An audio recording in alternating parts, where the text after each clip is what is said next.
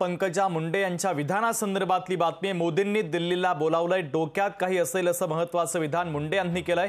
गोपीनाथ मुंडेंची अधुरी कहाणी पूर्ण करणार असल्याचं आता पंकजा मुंडे यांनी म्हटलंय। तर पंकजा मुंडेंना केंद्रीय मंत्रिपदाचे वेध लागले की काय अशी चर्चा आता सुरू झाली आहे। निवडणुकीच्या आधीच केंद्रामध्ये मंत्रिपदाचे वेध लागण्याची शक्यता देखील आता वर्तवली जाते। महत्त्वाची बातमी, पंकजा मुंडे यांनी विधान केलंय। राजकारण हा एक भाग आहे। राजकारणासाठी लाचारी स्वीकारणारी तुमची लेख नाही। वनवास जरी होता तरी कधी मी लाचार झाले नाही, कोणाच्या दारात मी खंबीरपणे लढले, वनवास भोगला।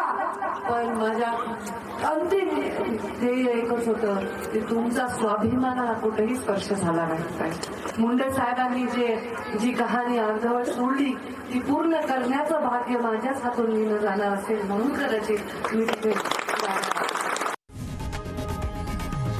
लोकशाही मराठी ऐका, पहा, जागरूक रहा।